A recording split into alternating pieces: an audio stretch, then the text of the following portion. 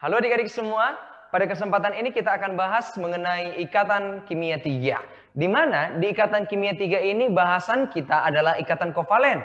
Nah adik-adik, berbicara tentang ikatan kovalen, harus kita ingat bahwasanya dia terbentuk dari pemakaian bersama pasangan elektron. Nah, boleh kita katakan juga dia itu terbentuk dari unsur non-logam dan unsur non-logam.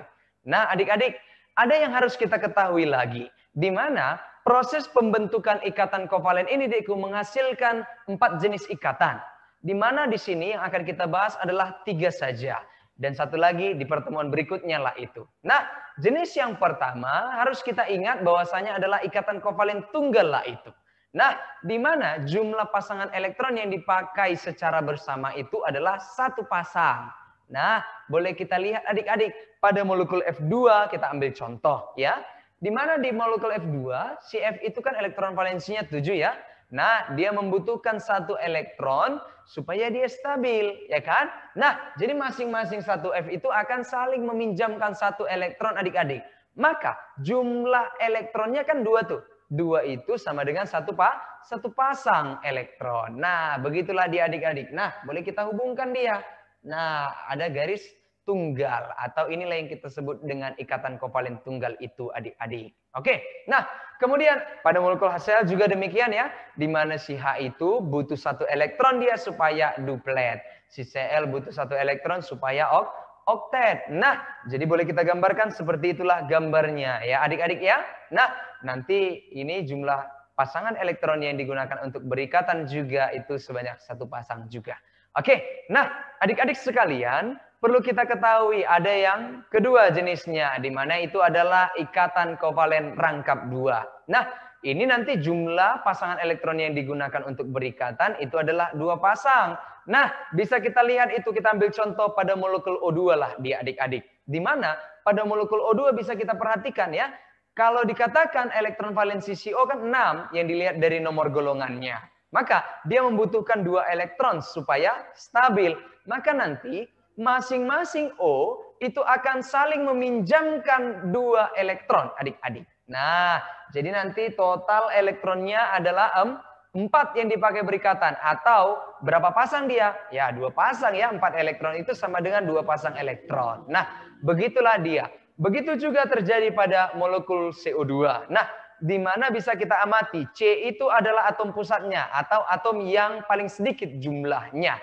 Nah, adik-adik, kalau kita amati C ini berasal dari golongan 4A yang memiliki 4 elektron valensi, di mana dia membutuhkan 4 elektron supaya stabil. Nah, adik-adik, bisa kita lihat CO tadi butuh 2 elektron ya supaya stabil. Maka masing-masing O akan mencoba untuk menstabilkan dirinya terlebih dahulu. Ingat ya, yang diikat yang terlebih dahulu menstabilkan diri. Nah, jadi si O akan menangkap 2 elektron dari si C. Nah, si O yang satu lagi akan katakanlah meminjam 2 elektron dari si C juga. Oke, nah jadi boleh kita ambil kesimpulan ya kan? Maka karena si O atau masing-masing O tadi sudah mengambil elektron dari si C, maka si C juga akan berlaku demikian. Akan mengambil 2 elektron dari masing-masing O. Maka boleh kita amati, yang kiri dan yang kanan nanti akan terbentuklah ikatan rangkap 2. Nah, yang boleh kita hubungkan dengan garis ini. Itulah simbol dari ikatan kovalen rangkap 2-nya adik-adik. Oke, nah itulah dia. Oke, kemudian ada dia ikatan kovalen rangkap 3 adik-adik, di mana jumlah pasangan elektron yang digunakan untuk berikatan di sini adalah 3 pasang. Nah, kita ambil contoh pada molekul N2 lah itu adik-adik, ya. Di mana di molekul N2 ada atom nitrogen yang tepat pada golongan 5A lah itu di dalam sistem periodik, dan boleh kita bilang dia memiliki jumlah elektron valensi 5 seperti nomor golongannya ya. Nah, jadi butuh berapa elektron dia supaya stabil? Tentunya butuh 3 elektron. Nah, adik-adik, maka dengan demikian boleh kita katakan masing-masing atom N itu akan saling meminjamkan 3 elektron. Maka total elektronnya nanti itu boleh kita katakan 6 lah yang dipakai untuk berikatan. 6 elektron, tapi jumlah pasangan elektronnya boleh kita bilang menjadi 3 pasang lah 6 elektron itu. Nah, itulah dia adik-adik sekalian. Oke, nah kemudian ada pembahasan mengenai penyimpangan oktet. Di mana penyimpangan oktet ini adik-adik perlu kita ingat. Ada 3 jenis. Yang pertama ada oktet yang tidak lengkap atau tidak sempurna. Di mana elektron valensi dari atom pusatnya setelah berikatan itu tidak sampai 8. Nah, diambil contoh itu ada pada BeCl2 dan BCl3. Nah, itulah dia adik-adik. Kemudian ada yang kedua, di mana boleh kita bilang jenisnya itu adalah oktet yang diperluas. Nah, apa ini oktet yang diperluas? Boleh kita bilang dia jumlah elektron valensi atom pusatnya setelah berikatan itu lebih dari 8. Nah, nanti kita ambil contoh. Ada pada PCl5 lah itu adik-adik. Dan ada pada SF6 dan lain sebagainya. Tinggal kita menganalisis berapa elektron valensi pada atom pusat setelah berikatan. Ketika dia lebih dari 8 berarti dia mengalami penyimpangan oktet jenis yang kedua lah itu. Oke ya. Nah, kemudian ada jenis yang ketiga adik-adik. Di mana dia ketika telah berikatan rupanya atom pusat dijumpai memiliki elektron tunggal atau elektron tidak berikatan. Nah, itu terdapat pada senyawa NO2 lah dia adik-adik. Oke ya. Oke, nah coba kita masukilah dulu sifat senyawa kovalen. Nah, sifat yang pertama boleh kita bilang nanti dia lunak ya. Pada umumnya lunak dia adik-adik. Kemudian yang selanjutnya boleh kita bilang titik didih ya dan titik leburnya itu relatif rendah. Nah, kemudian bagaimana kira-kira apakah dia bisa mengantar listrik atau tidak? Dia tidak bisa mengantar listrik kecuali ya katakanlah larutan kovalen polar. Yang polar lah yang bisa mengantar listrik. Tapi dia harus fasa larutan. Nah, kemudian boleh kita katakan nanti Deko ya. Nanti kovalen polar itu akan larut dalam pelarut polar. Dan kovalen nonpolar akan larut dalam pelarut nonpolar. Nah, pelarut polar itu pada umumnya itu adalah air lah boleh kita bilang ya. Itulah dia adik-adik mengenai sifat senyawa kovalen ini. Nah, coba kita bahas dulu soal pengantar nomor 1 kita. Nah, dikatakan ya, ikatan yang terjadi melalui pemakaian bersama satu atau beberapa pasang elektron disebut ikatan apa? Maka ya sudah pasti jawabannya itu adalah D, ikatan kovalen lah itu. Oke, kemudian coba kita amati soal pengantar nomor 2 kita. Ya. Pasangan unsur yang membentuk ikatan kovalen itu yang mana katanya? Maka boleh kita ambil kesimpulan ya. Tadi abang katakan yang membentuk ikatan kovalen itu terbentuk dari unsur non-logam dan unsur non-logam. Maka amatilah unsur non-logam dan unsur non-logam mana itu di opsinya. Maka itu di opsi B lah itu kan. Ada dia karbon dan oksigen sama-sama non-logam. Nah adik-adik begitulah dia. Nah, kita bahaslah soal pengantar nomor 3 kita adik-adik. Di mana dikatakan yang membentuk ikatan kovalen itu terdapat pada senyawa apa? Maka bisa kita ambil kesimpulan ya adik-adik. Ikatan kovalen bentukan dari non-logam dan non-logam. Maka itu tepat pada opsi A lah itu. NH3 dan H2O. N di situ non-logam, H di situ adalah non-logam. O di situ non-logam, dan H tadi abang bilang sudah non-logam ya.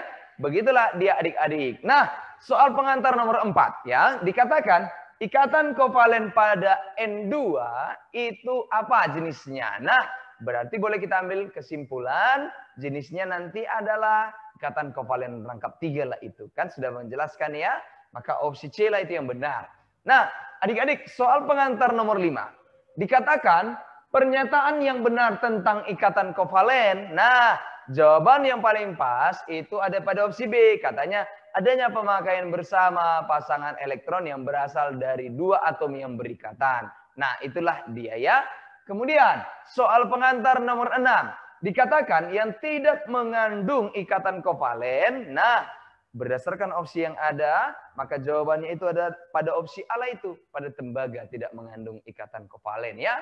Oke, coba kita lihat dulu soal pengantar nomor 7 kita ya. Nah, soal pengantar nomor 7 mengatakan yang memiliki sifat ikatan kovalen katanya ya. Dari opsi-opsi yang ada yang mana itu katanya. Maka boleh kita ambil kesimpulan, ingat bahwasanya ikatan kovalen memiliki titik leleh rendah, titik didihnya juga rendah ya. Nah, kemudian nanti sifat konduktivitasnya itu non-konduktif. Nah, berarti bisa kita ambil kesimpulan. Itu pada opsi B lah itu adik-adik. Di mana titik lelehnya katanya rendah, minus 21 derajat Celcius. Kemudian dibandingkan dengan senyawa-senyawa yang lain, titik didihnya itu 105 atau lebih rendah dari senyawa-senyawa yang dari opsi-opsi yang ada. Kan begitu ya? Nah, kemudian konduktivitasnya katanya. Dia non-konduktif adik-adik. Maka itulah jawabannya. Oke, coba kita amati dulu soal pengantar nomor 8 kita ya. Di mana dikatakan P15 dan Cl17 itu bisa membentuk ikatan jenis yang mana. Dan katanya bagaimana rumus molekulnya. Nah, maka adik-adik untuk mengerjakan ini ya kita lirik dulu. Karena dia non-logam dan non-logam, maka boleh kita simpulkan nanti ikatan kovalen lah yang akan terbentuk. Kemudian adik-adik ya, boleh kita cari nanti rumus molekulnya dengan apa kira-kira? Ya, kita bikin saja si P itu kan golongan 5A ya. Maka dia nanti ionnya adalah 3 negatif. Nah, P3 negatif. Kemudian Cl golongan 7A. Dia butuh 1 elektron, berarti nanti ionnya adalah Cl negatif. Nah, meski dia bukan ikatan ion adik-adik, boleh kita terapkan ya yang prinsip untuk mencari rumus molekul di ikatan ion. Nah, muatan si P ya itu menjadi indeks si Cl. Sementara muatan si Cl itu akan menjadi indeks si P. Berarti nanti boleh terbentuk senyawanya adalah PCl3 lah itu adik-adik ya. Nah, ingat ikatannya adalah ikatan kovalen. Nah, kemudian boleh juga terbentuk dia PCl5 adik-adik ya. Nah, tapi kalau PCl5 inilah yang termasuk ke penyimpangan oktet itu adik-adik ya. Di mana dia jenisnya adalah oktet yang diperluas. Ya kan adik-adik ya. Tapi jenis ikatannya tetap ikatan kovalen. Maka jawaban yang paling pas itu ada pada opsi C. Di mana katanya PCl3 ya. Itu dekku merupakan ikatan kovalen lah dia ya. Nah begitulah itu. Oke. Kemudian soal pengantar nomor 9 ya. Dikatakan adik-adik pasangan yang berikatan kovalen katanya itu ada pada opsi yang mana? Nah, maka jawabannya sudah pas ya. Itu A lah itu. Nah, HCl dan H2O, non-logam dan non-logam. Kemudian adik-adik, coba kita lihat dulu soal pengantar nomor 10 kita. Ya, dikatakan pasangan yang cenderung berikatan kovalen itu ada pada opsi yang mana? Maka jawabannya ada pada opsi B, belerang dan klorin. Mereka sama-sama non-logam adik-adik. Oke. Kemudian kita perhatikan dulu soal pengantar nomor 15 kita. Ya, di mana dikatakan di bawah ini mengikuti kaidah oktet kecuali katanya. Ya, berarti yang mengalami penyimpangan oktet lah yang kita cari. Maka jawabannya itu ada pada opsi D, PCl5 lah itu adik-adik. Di mana dia adalah jenis oktet yang diperluas. Nah, begitulah dia adik-adik. Dengan demikian, selesailah sudah pembahasan mengenai ikatan kimia 3 kita adik-adik. Tetap semangat.